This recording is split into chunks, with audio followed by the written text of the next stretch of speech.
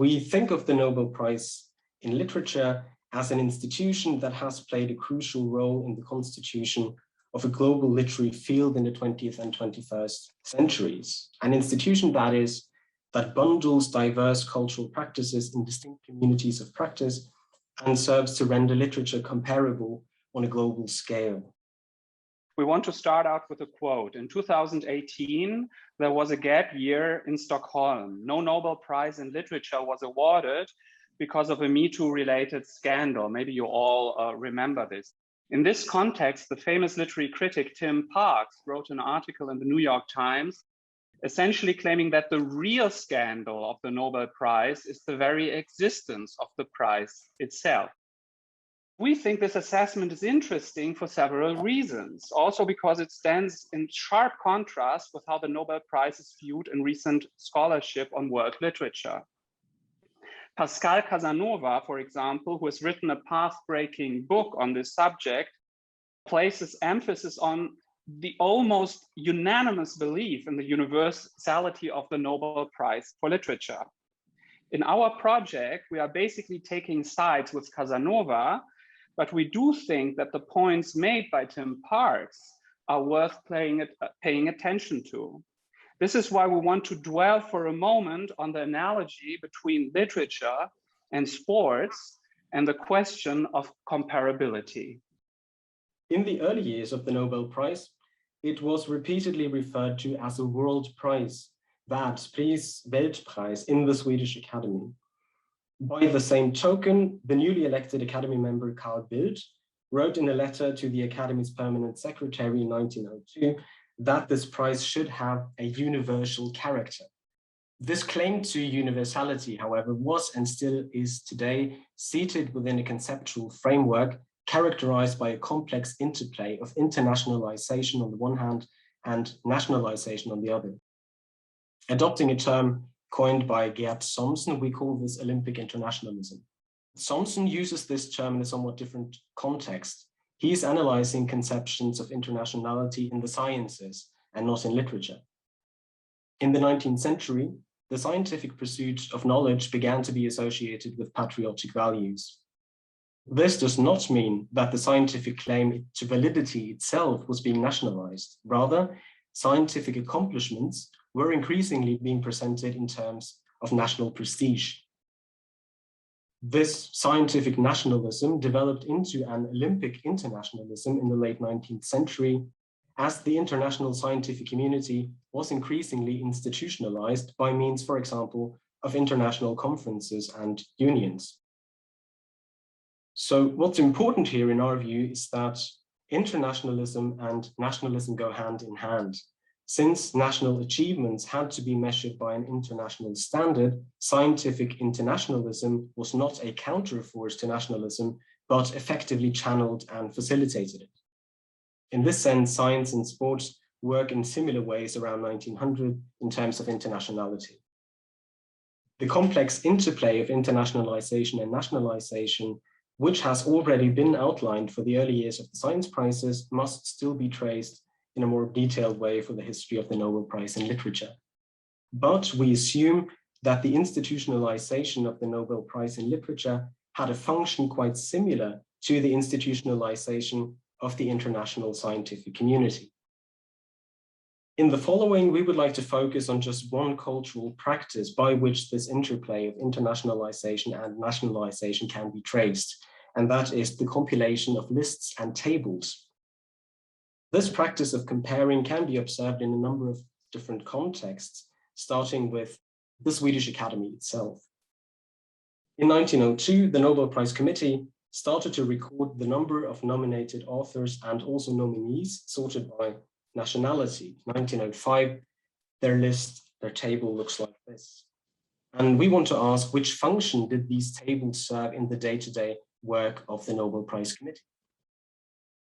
It's interesting to observe how Alfred Nobel's last will and testament was received in the Swedish Academy. The idea of a new literature prize was by no means met only with enthusiasm. Some worried that this new and highly labor-intensive award would only distract from the Academy's designated tasks, that is the cultivation of the Swedish language and literature. Or as the longtime Academy member Carl Gustav Malmström puts it in 1897, that this organization would transform from a Swedish academy into a, I quote, cosmopolitan literary tribunal. And there was heated discussions about this in the Swedish Academy, and different arguments were thrown back and forth. But interestingly, both opponents and advocates of the Nobel Prize agreed on one thing, that comparison would be the basic operation of this new task. So no one seems to have considered this act of comparing pointless or even impossible, as Tim Parks does today.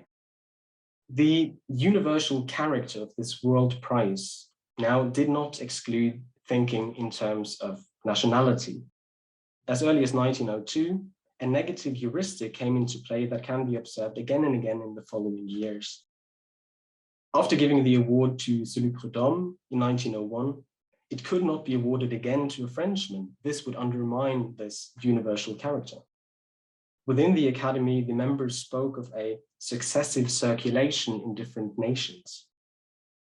Even if one knew practically nothing about what was discussed in the Nobel Prize Committee in Stockholm, this successive circulation of the Nobel Prize was quickly recognized in the international press, and the Academy in turn was paying close attention to the international mass media coverage. The cultural practice of table making is quite common during this period in different contexts. Consider, for example, the medal table of the Olympic Games. In the Nobel Prize Committee's work, the table takes on a precise function.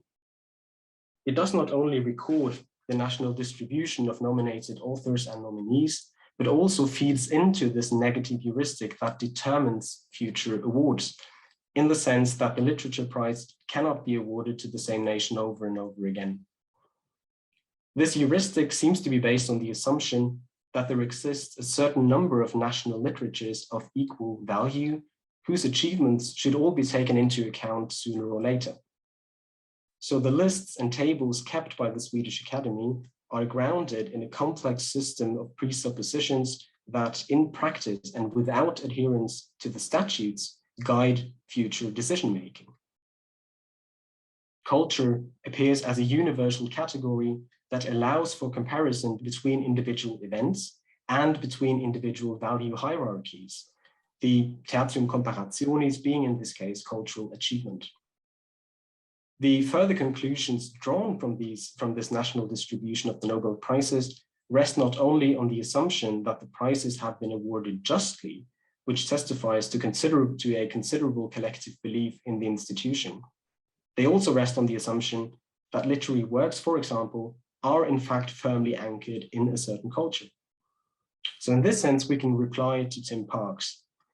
The notion of literature being something culturally unique and intimately tied to its cultural origins does not seem to stand in the way of comparability, but rather to make a comparison attractive in the first place. We can also observe a fascination with Nobel Prize comparisons and tables in academia. Books Abroad, for example, an American journal founded in 1927, has on numerous occasions conducted surveys and subsequently published extensive discussions on the Nobel Prize. This table entails, again, sorted by nationality, the winners and non-winners judged worthy of the Nobel Prizes by roughly 350 respondents from academia. So the surveys in Books Abroad, especially this one from 1951, seem to have been followed closely by the Swedish Academy. This seems to be another example of the second order observation, similar to the Academy's observation of the international mass media coverage. In addition to the press, literary scholarship is recognized by the Swedish Academy as a relevant voice and closely observed, potentially with consequences for its own comparative evaluation and awarding practices.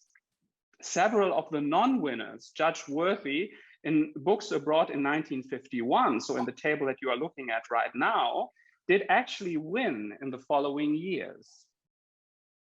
Later surveys of Books Abroad are interesting for different reasons.